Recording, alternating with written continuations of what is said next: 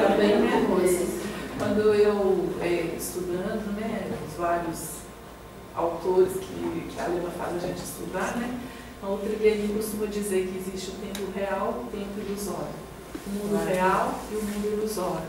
Então, aí eu não queria acreditar que o mundo ilusório era isso aqui, sabe? Acho que foi difícil para mim aceitar essa parte, sabe?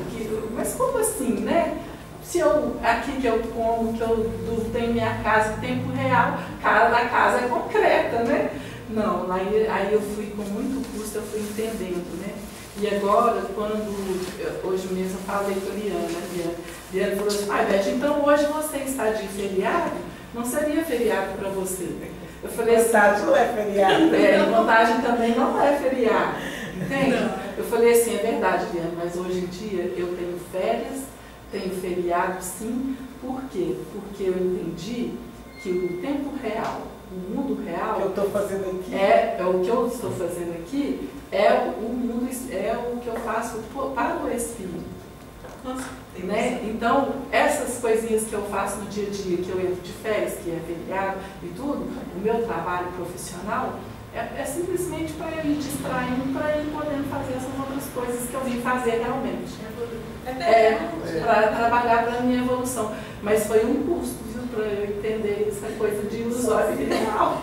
E quando a gente começa, quando eu comecei realmente a pensar nesse lado espiritual, né, claro que eu não estou tirando nada do mundo material, das nossas necessidades, das minhas necessidades, nada disso, né, do trabalho, nada disso, daquela convivência. Mas quando você começa a pensar mais realmente nesse trabalho espiritual, é diferente, a vida se torna diferente. A cobrança que você tem é diferente. E a tendência é a gente misturar, né? Mistura muito as coisas, porque quando eu consegui separar o que é mesmo o Espírito, o que é mesmo desse plano físico aqui, aí me veio uma nova realidade mesmo, aquela do trabalho que é para o Espírito. Aí o que aconteceu? Esse trabalho que é do profissional não me cansa tanto mais. É porque ele é uma necessidade nossa ainda, né? Assim se fala, a necessidade de descanso, o Rodão puxa muito a orelha do Anderson, descanso, trabalho, tudo na medida certa, porque o espírito precisa disso, né? Então a gente, mas aquilo não é a vida. Não é aquilo só, né? Porque todas essas necessidades são um momento, elas estão aqui pra gente. Quando até a gente percebe uma situação ruim, que a gente fica empurrando, quando ela tem que acabar, ela some da vida da gente, assim, é resolvida, você fala assim, meu Deus, acabou, então tudo passa, né? E vai passar mesmo. Essa existência nossa é um trabalho árduo, um modo de viver diferente que eu escolhi, uma luta interna comigo mesmo, e por isso que essa confiança aí está aí, né? Aí ele fala assim, muitos se elegiram em pedestais de ouro e poder ao preço de sangue e das lágrimas de seus contemporâneos. Ganharam batalhas de ódio, monopolizaram o pão, comandaram a vida política, adquiriram o temor político. Passaram todos, por prêmio terrestre, as laboriosas empresas a que se consagraram, receberam apenas o sepulcro faustoso que sobressai na casa fria da morte. Aí, quando eu leio essa parte, que eu fico sempre pensando assim, no todo, né? Nos grandes ditadores, não sei o quê, mas eu trago isso para o meu mundo, para isso bem pertinho de mim. E assim, lembrando, por que eu trago isso para mim? Porque é o meu mundo, é a minha vida, são as pessoas que estão à minha volta, as minhas ações, o meu jeito de comportar, é que vai fazer tudo isso aí passar. Claro que os ditadores que passaram, a gente até conversa muito aqui, eles cumpriram o que eles tinham que cumprir. Hoje a gente entende que cada um tinha o seu papel, exatamente, tinha seu papel no mundo. A visão que a gente tem, que eu tenho até deles hoje, né, de depois de se tratando aqui, é que cada um estava cumprindo o seu papel. Então, não importa mais, não cabe mais um julgamento. Além do mais, tem a lei de causa e efeito. Exatamente. Sobre o julgo Eu entendo hoje que eu não tenho que julgar, a gente viveu, mas eles cumpriram os seus papéis. Deixa a lei julgá-los, né? Exatamente. Hoje é diferente a minha visão, por isso que para mim o estudo é extremamente importante, porque cada vez mais você vai abrindo, eu vou abrindo minha cabeça, entendendo isso e trazendo isso para o meu mundo, né, para o meu dia a dia. Então, quando passa, realmente, as coisas que eu faço, as que eu recebo, tudo passa. Depende da maneira como eu vou lidar com isso, né? Então, aí ele fala assim, não rejeiteis a fé, porque a passagem educativa pela terra te impõe a visão afetiva dos quadros no jogo das convenções humanas. Essas convenções humanas é muito bacana, essas duas palavrinhas, né? Porque é isso mesmo, né? Eu estou no mundo, é importante estar aqui agora, porque senão, como a Helena diz, o espírito já tinha ido embora, e tenho que conviver em sociedade, tenho que conviver com família, e tudo isso, querendo ou não, a gente ainda usa aquela máscara, né? É uma forma de proteção.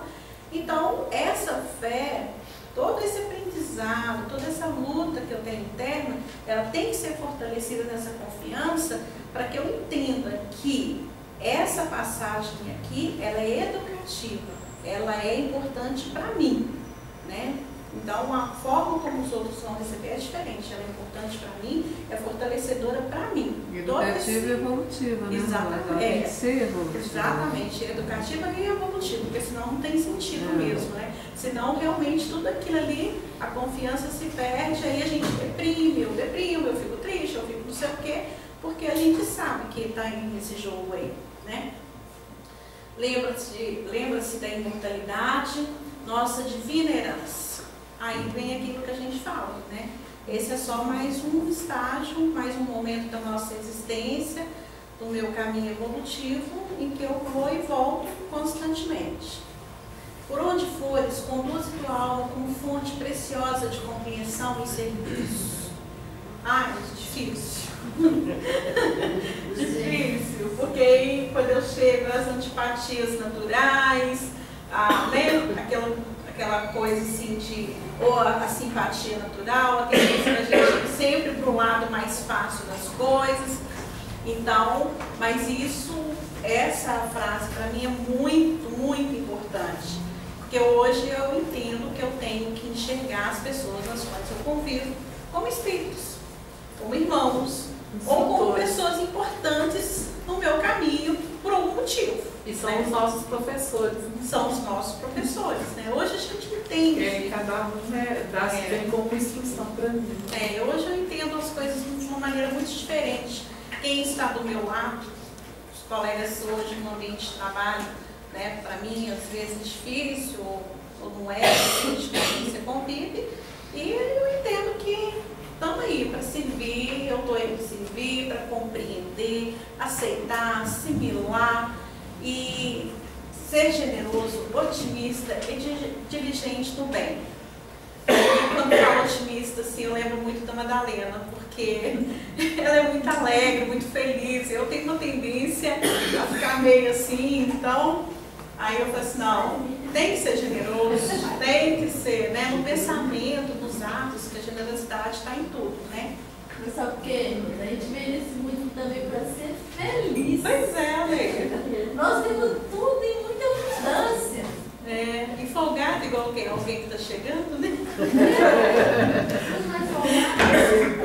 A carne é apenas tua veste. Estamos aqui vivendo esse corpite aqui até uma determinada época, depois, né? Luta e aprimora-te, trabalha e realiza com Cristo. E aguarda, confiante no futuro, na certeza de que a vida de hoje te espera, sempre justiceira amanhã. Então, é aquilo que o Hipólito falou, não precisamos julgar ninguém, porque a vida está aí para, né, cada um recolher o seu cadinho, conforme vai escolhendo a maneira de viver.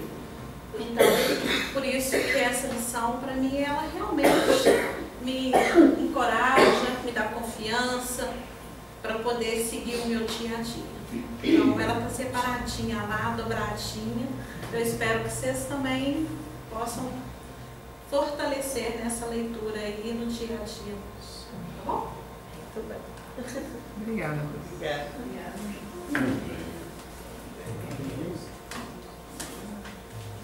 Chefe antes.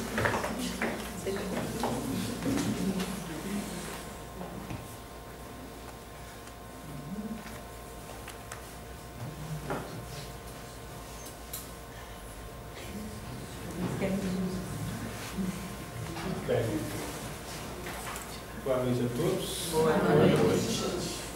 Como diria nosso amigo Pedrinho, eis-me aqui, Senhor. Eu também. Muito bem. Vou contar a história desse texto para vocês, para ver se vocês me animam, né? Há algumas semanas atrás, há mais ou menos umas 6, 7 semanas atrás, alguns de nós trabalham ali como porteiros, né? Igual o Cláudio está ali hoje. Alguns de nós têm função de sustentação básica da porta. Então, entre uma exposição de algum interlocutor e outra, eu sempre dou uma passeada nos livros ali, vejo se tem alguma coisa que alguém já devolveu, vejo alguma coisa que esteja me interessando. E esse livro aqui estava olhando para mim um dia. É bem sugestivo, né? Estava olhando para mim. Aí eu peguei o livro e comecei a folhear. Folhei, botei ele na estante lá e larguei.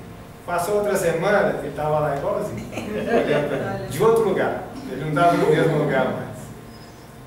Aí eu li mais um pedacinho e falei assim, ele está ficando doido. Larguei o livro. Depois eu fiquei com isso na cabeça e o livro sumiu dele. Tem para achar ele de novo. Aí um belo dia eu achei e resolvi ler. Na verdade é uma história de um lama tibetano contando nesse livro a história dele.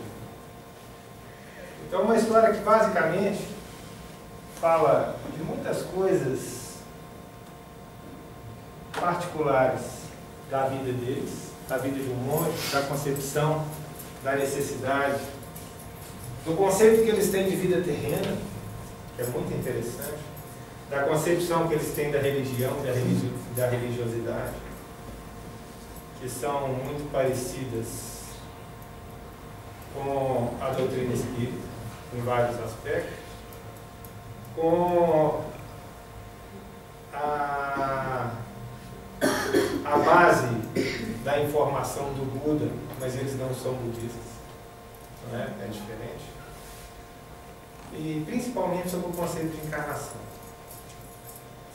Aí eu fiquei com isso na cabeça me atormentando, né? Eu sou um atormentado, vocês vão ter que me internar. Fiquei atormentado, e procurei no Evangelho alguma coisa que direcionasse ao trabalho, que eu acho que é o grande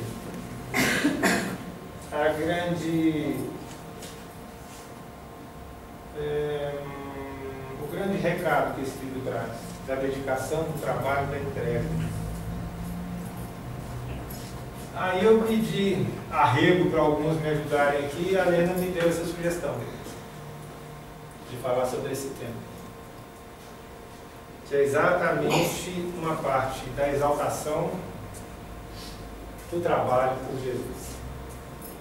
Tá bem? Então vamos lá. Só não tira as marcas, né? Por favor.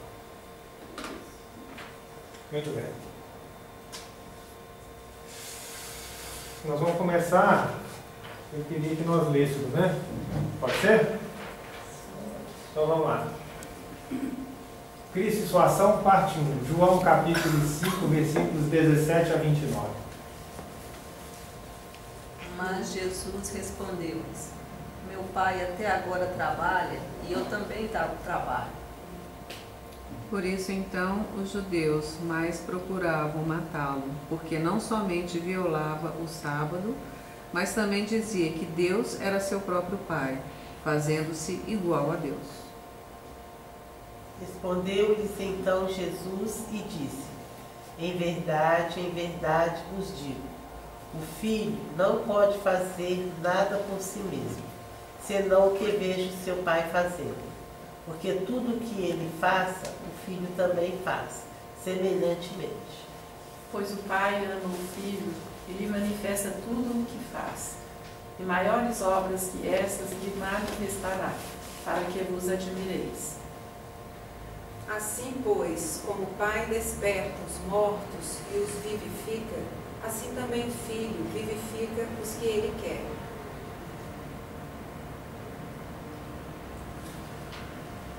Porque o Pai não escolhe ninguém, mas deu toda a escolha ao Filho. Para que todos honrem o Filho, assim como honra o Pai. Quem não honra o Filho, não honra o Pai, que o enviou. Em verdade vos digo, o que... Voltou aqui de feliz. Em verdade vos digo. Não. Fez uma gracinha de não sei o que foi. Ah, foi engraçadinho. Pulou sozinho. Pulou sozinho, né? Apressado. É.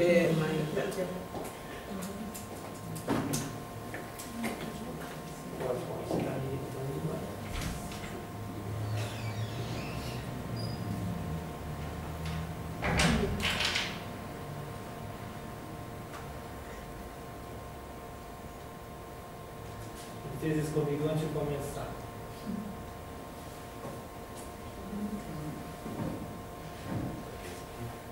Ah, deve ser encarnado também. Não, Antes de começar, ele fez Foi o exatamente. Rodrigo. Ô, Rodrigo. Energia do Rodrigo aí. Tem que ter um culpado, gente. Um negócio que ele tá me irritando demais.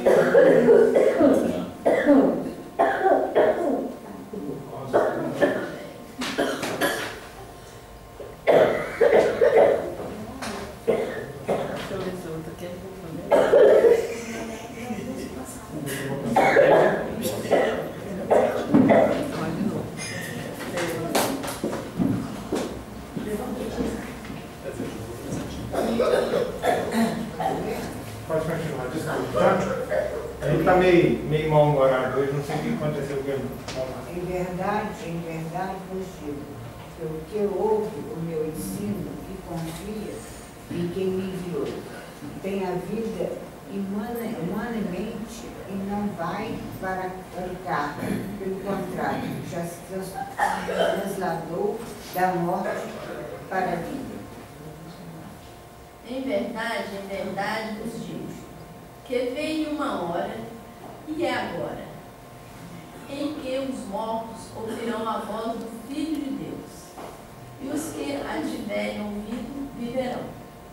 Porque assim como o Pai tem vida em si mesmo, assim também deu ao Filho ter vida em si mesmo. E deu-lhe autoridade para fazer a escolha, porque é o Filho do homem. Não vos maravilheis disso, porque vem uma hora em que todos no túmulo ouvirão sua voz e sairão.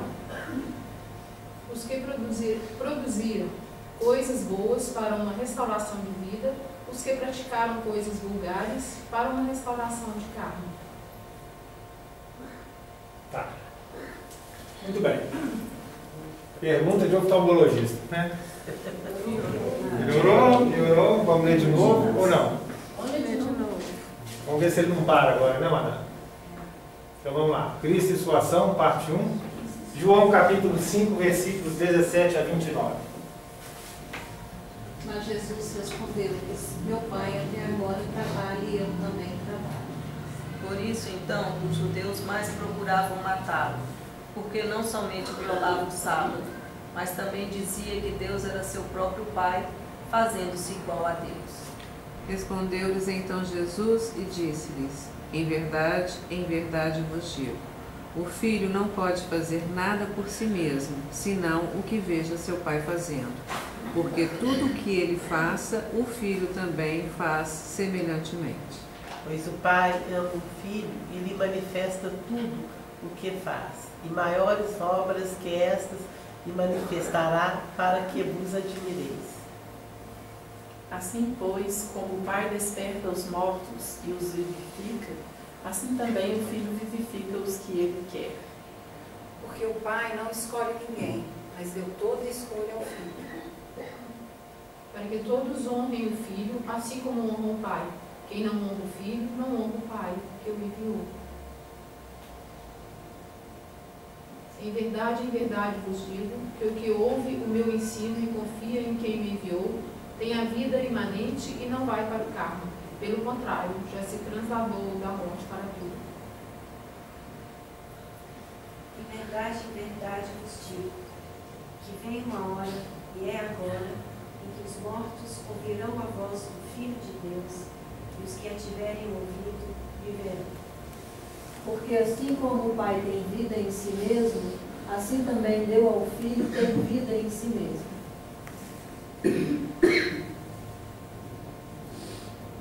E deu-lhe autoridade para fazer a escolha, porque é filho do homem.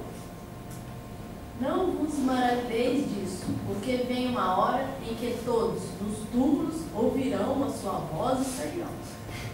Os que produziram coisas boas para uma restauração de vida, e os que praticaram coisas vulgares para uma restauração de carne. Muito bem. E aí? Melhorou ou piorou? Está claro ou está muito tenebroso? Está bem esquisitinho, não. Está meio esquisitinho, não? Está melhorando.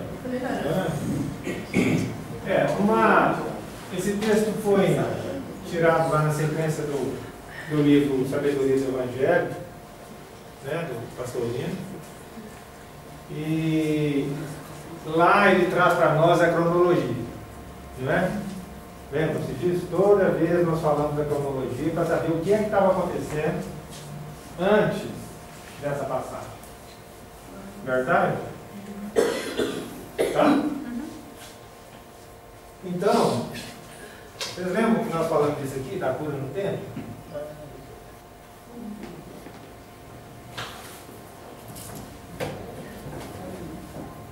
Vai militar também? Vai, né? Como gosta de militar?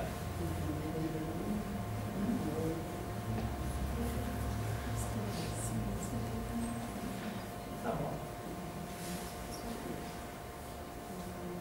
Eu abro ele aqui em outro lugar. É desse jeito. Você conversando com o computador ali, tá muito engraçado.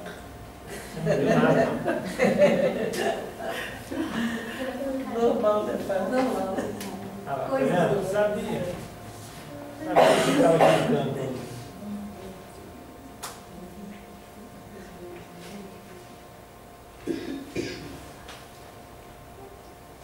É difícil. É muito difícil. Mas eu outra coisa. Não tem noção. Perdeu o link. Não, mas isso não tem problema, você acha né? Não, tá tudo certo. Tá tudo certo, é assim mesmo. Deixa eu achar outra apresentação, porque a gente fala dela. Eu estou achando é graça. Vamos.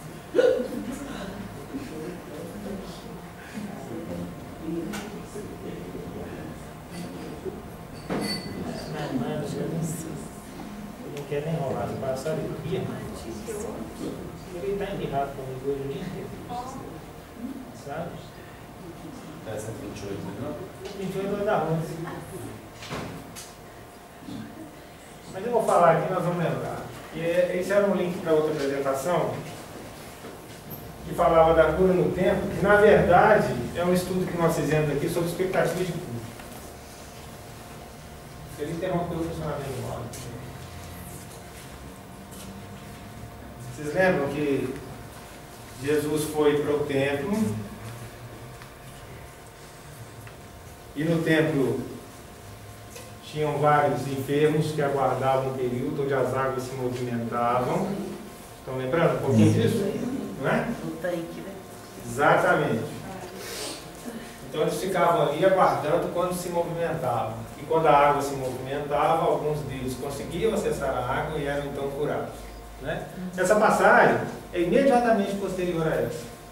Porque aí ele curou a um e mandou que dissesse aos outros. Não é? E ele foi e disse, mas não sabia quem era. E alguém o questionou sobre quem o teria curado no sábado. Então ele voltou, encontrou Jesus e disse, foi ele quem me curou. Por isso, começa assim.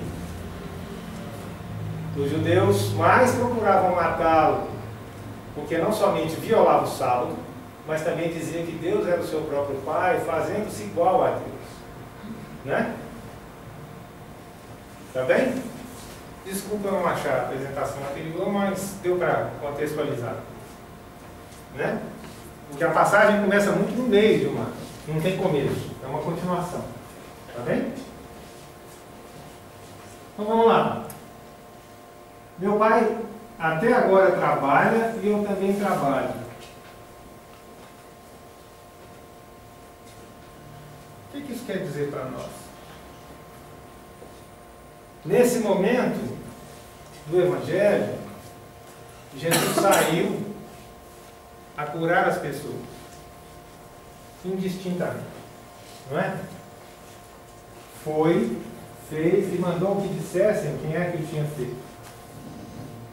Então ele verdadeiramente saiu ao trabalho. Ele não estava recolhido em Cafarnaum, não é? Ele estava onde? Em Jerusalém. Verdade? Então ele sai de fato ao trabalho. Não sabemos ao certo se já tinha definido os acontecimentos num futuro breve, não é? Nem se importava, mas ele verdadeiramente saiu ao trabalho. Tá?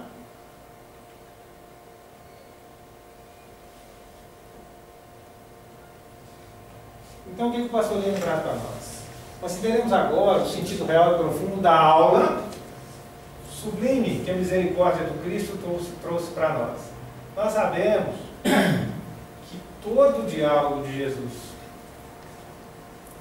seja com quem fosse, era uma verdadeira aula como é até hoje. Profunda, rica, não é assim? Completamente cheia de percepções, de compreensões, de acordo com a nossa possibilidade de aprofundar. Não é assim? Exemplos, Leandro. Oi? E exemplos, né? Sim, certamente. A sugestão dele é: levamos seus ensinos até as últimas gotas, saboreando tudo que a nossa ainda pequeníssima capacidade evolutiva permite. Como ele é bonzinho demais para mim, ele falou de versículo por versículo. Então espero que isso nos ajude também a encaixotar. Porque quanto menor o versículo, mais enrolado fica para eu poder compreender. Não é? Verdade? Então vamos lá.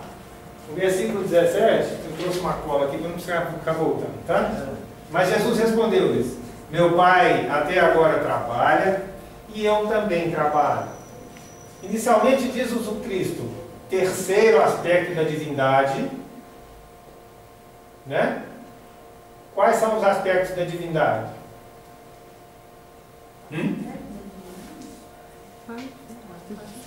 Hein? Fala? Pai, Filho e Espírito Santo. Não é? Verdade? Por que ele considera que o Filho, Cristo, aqui representa o Filho? Ou não? Quem Cristo representa? Filho Santo. O Filho, porque ó, meu Pai. Tá? Mais para frente nós vamos ver onde é que está, por que o segundo está em outro lugar.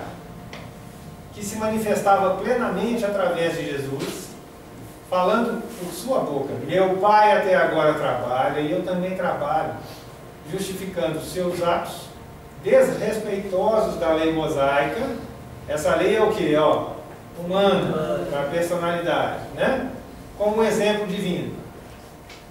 Ou seja, o meu pai trabalha incessantemente e eu também o faço. Não é? Está claro aí? Beleza?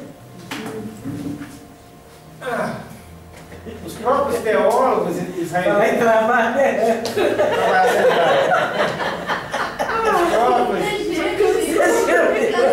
Não, estou cansado não. Os próprios teólogos israelitas admitiam que Deus continuava trabalhando no código. Olha que interessante, ó. A lei humana dizia que não podia trabalhar no sábado. Não era assim? Essa não é a lei mosaica? Mas os próprios teólogos admitiam que Deus continuava trabalhando no código. Deus jamais deixa de produzir. Mas como é próprio do fogo queimar e da neve gelar, assim produzir é o próprio Deus. Se Deus pode produzir indistintamente, por que o homem não pode? Cabeça dura. Né? Na verdade, as leis escritas pelos homens, sem pensar muito, né, naquilo que escreve. Concorda? Pois é, esse é o problema, né? Porque, olha, Deus jamais deixa de produzir. E todos eles sabem disso. Né? Você já pensou que bacana se chegasse no sábado, Deus puxasse o freio de mão e falava assim: ei, galera, agora é por conta, amanhã eu vou. Segunda-feira. Já pensaram nisso? Depois do almoço. Não é factível. Então, essa é o primeiro recado de Jesus para eles. Né? Ele fala que o trabalho é do Espírito, aí esse é diuturno. Sim, sim. Esse não tem nem dia, né? Nem dia e nem hora. Tempo real. Exato. Deus jamais deixa de produzir, mas como é próprio do fogo queimar e da neve gelar, assim produzir é o próprio Deus. Usou dois exemplos concretos, extremos, né? Porque o fogo não para de queimar. Não é? É uma constante. E o gelo também não. Tá claro até aí? Melhorou? Piorou? Melhorou, né? Então tá. A igualdade com o Pai, em tal intimidade que ele justificava os atos, né? Meu pai até agora trabalha e eu também. Meu pai. Né? Falando tranquilamente. Causou maior discussão ainda que diz respeito à lei sabática. Né? Isso para eles, teoricamente, seria falta de respeito. Todo israelita se sabia filho de Deus, a quem chamava pai, mas considerando sempre um pai exterior a eles, apenas transcendente e de natureza diferente. Hoje nós pensamos assim? Que nós estamos aqui, Deus está lá, sentado no trono, olhando para nós, esperando o dia do juízo final? Já pensa. Já pensa assim. Estou tentando jogar. Pois é. Quanto tempo cada um de nós levou para compreender isso?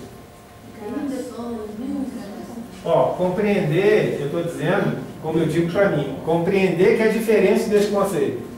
O real ainda é mais complicado, né? O real, um dia eu vou descobrir qual que é.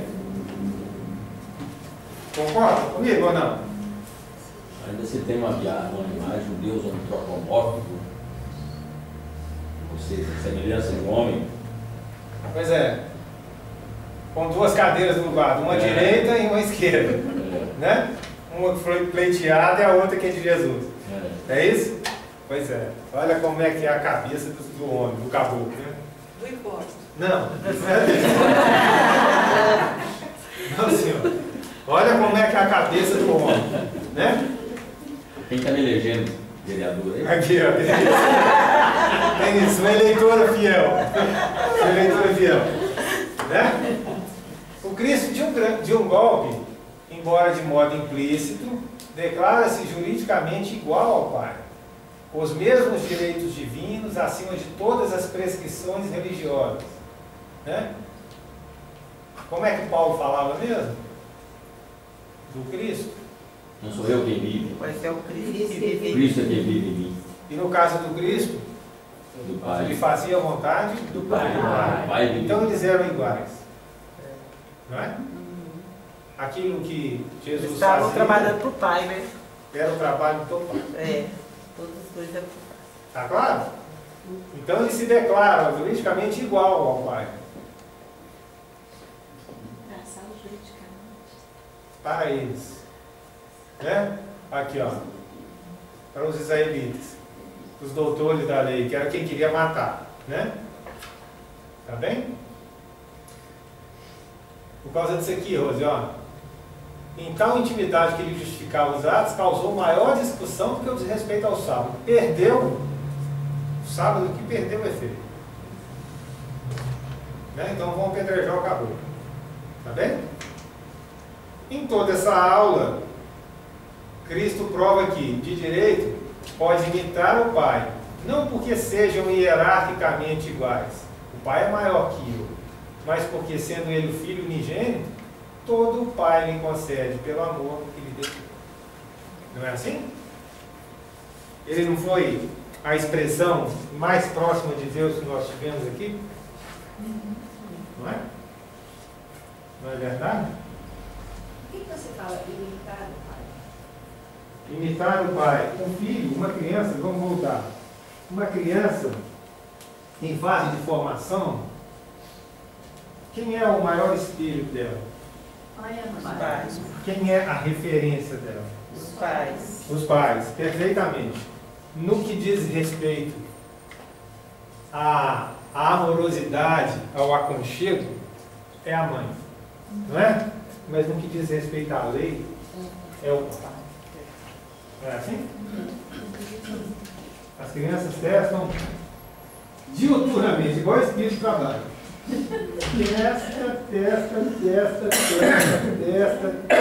Testa no pai. Depois que cresce, testa. Não é? Enquanto não junta os trapinhos e vai caçar rumo, continua testando. Mas mesmo juntando os trapinhos da testa.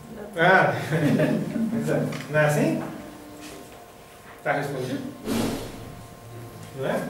Então o pai é o exemplo que ele teve. Está claro? Podemos ir? Olha, gente, que legal. Isso tudo que ele falou aqui é do 17. Por isso que eu falei com vocês, quanto menor o versículo, mais apertado eu fico. Porque é muito tempo para frente. O dia que eu desencarnar, eu não fico cantando. Já é quase espírito. Você está me diminuindo, sabe que eu estou na carne ou qual que é o problema? Podemos passar para o outro? Está claro até agora? Alguém tem alguma pergunta? Ficou facinho, Pedro? Então tá bom. 18. Vou ler na minha cola aqui para não ficar navegando. Por isso, então, os judeus mais procuravam matá-lo, porque não somente violava o sábado, mas também porque dizia que Deus era seu próprio Pai, fazendo-se igual a Deus, conforme ele próprio explicou aqui, não é? Os judeus, religiosos ortodoxos da religião oficial, procuravam sufocar-lhe a voz, a fim de não perderem a sua autoridade dominadora das classes populares e mesmo das da alta sociedade. O que é isso aqui, gente? Isso é a atitude de quem? Do homem. Do homem, né? Por quê? Ele não quer perder o quê? O poder, né? Poder. É sempre o poder. É sempre o poder. Qual que é a maior vaidade que o homem tem? Consegue? A maior. É superior. É? Qual delas que é a maior barganha possível? Qual delas que deixa ele mais presidente? E isso representa o quê? Poder. É dinheiro? São posses ou é o poder? É o poder. Não é verdade? Desbandade, conduzir. É o poder.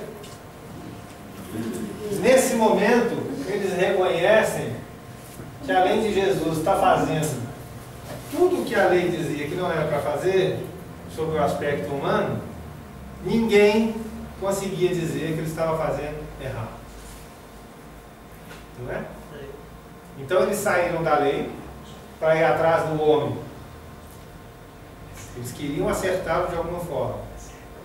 Não é assim? Para eles, Jesus estava fora das leis deles, né? Sim, ele era um Leis marginal, humanas, estava à margem da lei. É.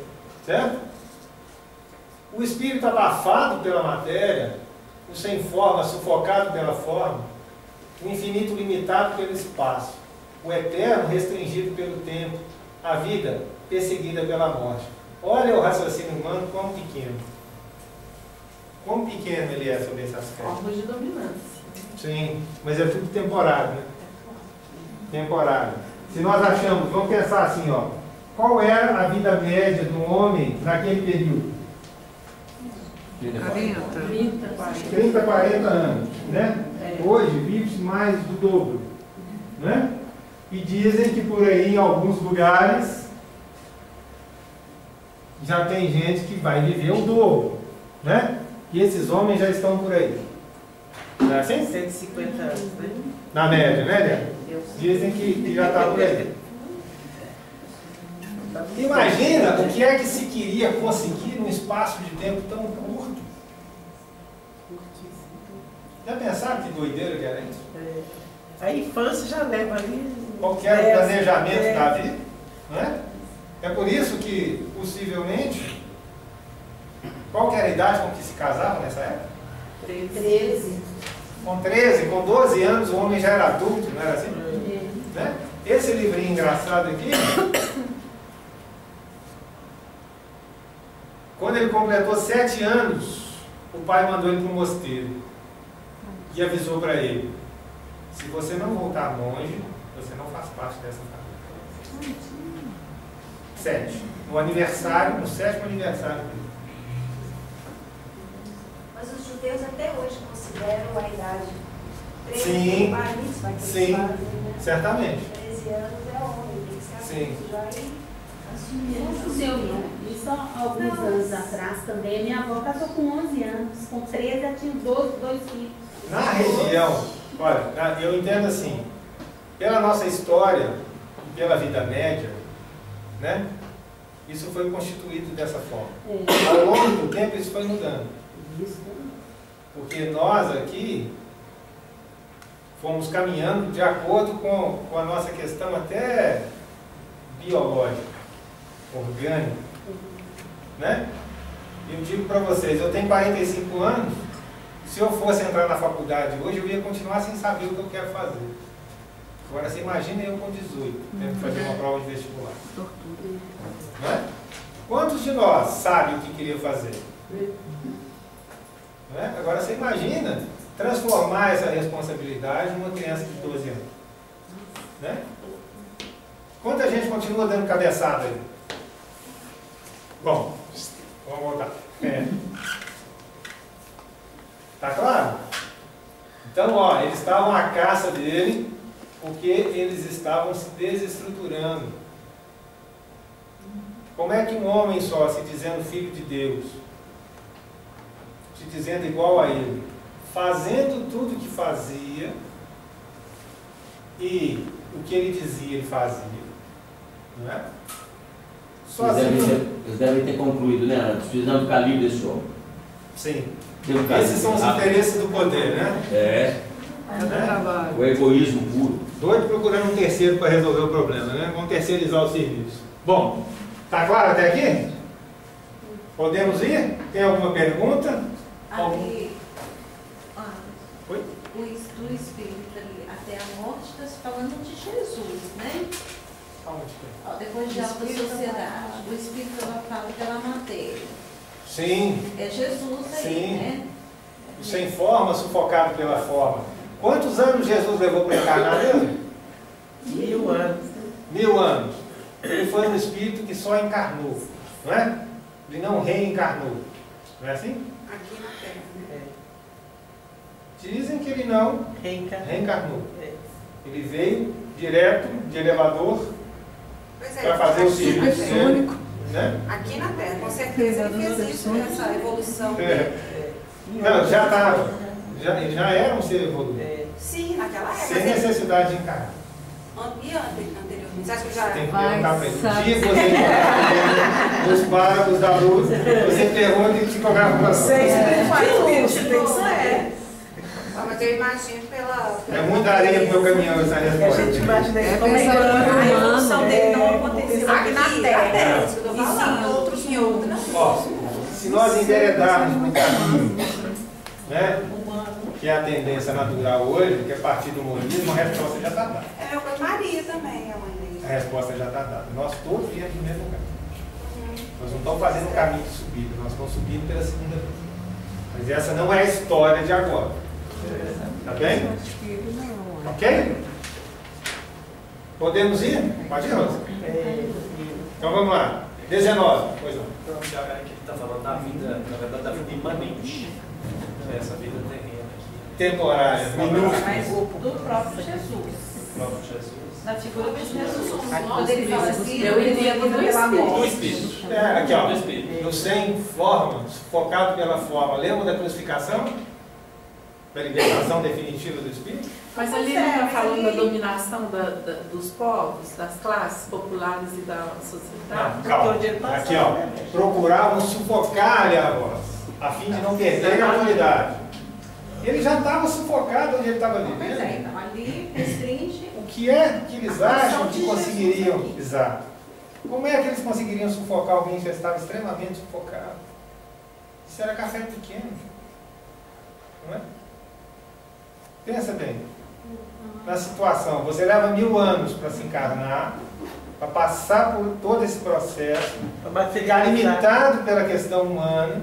Para achar que alguém achar que ele é capaz É de tanto, né, que até a materialização dele era diferente, porque ele desaparecia no meio da multidão. Sim, exatamente. Não era assim, perturbado como os outros, nós, né? Exato. Osso, carne, osso, não. Essas explicações, alguns mencionam, mas nós não temos certeza. Aparecia, conversava. Exatamente, em vários lugares, como alguns também fizeram. Não é? Esse livro engraçado que também fala disso. Da invisibilidade. Fala de levitação. Muito bacana. Esse povo é doido. Olha a escola que vocês estão frequentando. A terceira visão.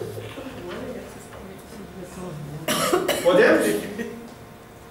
Então tá, o 19, deixa eu ver aqui. Respondeu-lhes então Jesus e disse-lhes: em verdade vos digo, o filho não pode fazer nada por si mesmo, senão o que veja seu pai fazendo. Olha o espelho, né? Olha o exemplo. Responsabilidade. Porque tudo o que faça, o filho também faz semelhantemente. Tá? Então, ó, o ensinamento prossegue salientando qual a ação do filho. Fazer tudo o que o pai faz. Nada pode fazer o filho por si mesmo, já que é passivo, é o amado. Toda a força criadora e propulsora, ativa, diamante, olha a relação entre pai e filho. Ó. Tá? O pai, o amante, o filho, o amado e o Espírito Santo, o amor. Tá bem? Essa é a trindade que ele relaciona. É a ligação. Tá bem? Pertence ao Pai, ao Logos. O que é Logos mesmo? Né? Antigamente dizia que o Logos era o verbo, né? O verbo, a palavra, a criação. Né? Não é verdade? A palavra produtora do som. Alguma dúvida? Está clara a relação dos dois? Por que é que ele, amado, não consegue fazer alguma coisa que não seja do Pai? Algum propósito direcionado pelo Pai? Alô? Tem alguém? Mas ele fala, eu e o pai somos um, né? Então eles estão muito... Eu e o Pai somos um. Hierarquicamente, não. Se eu e o Pai somos um, eu faço a vontade do meu Pai. Por amor a Ele. Mas a condição deles é muito parecida, né? Muito próxima. A nível espiritual. A ligação. A ligação porque nós, por exemplo, que temos filhos, né? Como diz o pessoal, o marido kármico, o filho kármico, né? Por aí afora. Então nós não temos essa ligação. Nós perdemos essa ligação até mesmo com o pai. Porque aqui fizemos pares, né? Sim. A nossa ligação com o Pai está onde? Através de quê? Do Espírito. Do Espírito, que é a nossa essência. Que é a centelha divina. Não é? É a semente, não é? Então nós temos tudo que precisamos. Independente de pai kármico, de irmão kármico, de filho kármico, de Espírito Santo kármico. Espírito Santo Independente das relações kármicas. A nossa ligação com Deus, ela existe, ela é presente. Não é? O Espírito de Luz não está aqui, ó, que é a centelha mais acesa que nós temos presente. Mas essa é a nossa presença, essa é a nossa ligação. Toda vez